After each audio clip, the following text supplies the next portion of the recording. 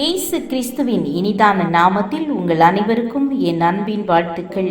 இன்றைய தினம் உங்களுக்காக கொடுக்கப்பட்ட வேத வசனம் கொலோசேயர் 1:13.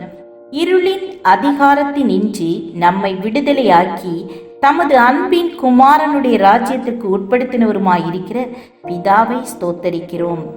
இந்த வசனம் என்ன சொல்லுகிறது? பிதாவாகிய தேவன் உங்கள் வாழ்க்கையிலே ஒரு காரியத்தை செய்தாராம். என்ன செய்தார்? இந்த உலகமெல்லாம் இருளாய் இருக்கிறது.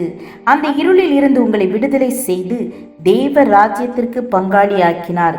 எப்படி நம்மை தேவ ராஜ்யத்திற்கு பங்காளியாக்கினார் தெரியுமா? இயேசு நம்மை மீட்பதற்காக சிலுவையில் அறையுண்டு மரித்து அடக்கம் பண்ணப்பட்டு 3ஆம் நாள் உயிரோடு எழுந்திருந்தார். இப்பொழுது பரலோகத்தில் வீற்றிருக்கிறார். எதற்காக? நம்மை பாவத்திலிருந்து மீட்டு பரலோக ராஜ்யத்தில் சேர்ப்பதற்காக. ஆம், என கண்பானவர்களே, பாவ இருளில் அமிழ்ந்து போய் இருக்கிறீர்களா? விபச்சாரம், வேசித்தனம், புறங்கூறுதல், சண்டை, மதுபானத்திற்கு அடிமை போன்ற பாவங்களுக்கு அடிமையாயிருக்கிறீர்களா? பாவ இருள் உங்களை சூழ்ந்துள்ளதா? யார் நமக்கு மீட்பு தருவாங்கன்னு நினைக்கிறீங்களா? ஏசப்பாவிடம் வாருங்கள். உங்கள் பாவத்தை அவரிடம் சொல்லுங்கள். உங்களை தாழ்த்தி இயேசுவிடம் மன்றாடும் போது பாவ இருள் உங்களை விட்டு விலகும். சந்தோஷம் உங்களை ஆட்கொள்ளும். எல்லா பாவ கட்டுகளிலிருந்து விடுதலையாக்கப்படுவீர்கள்.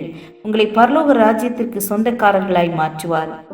கிறிஸ்துவில் பிரியமானவர்களே, பாவத்திற்கு மனம் திரும்புங்கள். இப்படிப்பட்ட உன்னத வாழ்வை பெற்றுக்கொள்ளுங்கள். எப்பொழுதும் மகிழ்ச்சியாயிருங்கள். கர்த்தர் உங்களை ஆசீர்வதித்து வழி நடத்துவார். ஜெபம் செய்வோம். அன்புள்ள இயேசப்பா, எங்களை உடைய இரத்தத்தால கழுவி பாவத்திலிருந்து விடுதலையாக்கி உடைய வருகைக்கென்று எங்களை ஆயத்தப்படுத்துங்க. இயேசுவின் நாமத்தில் பிதாவே, ஆமேன், ஆமேன். God bless you.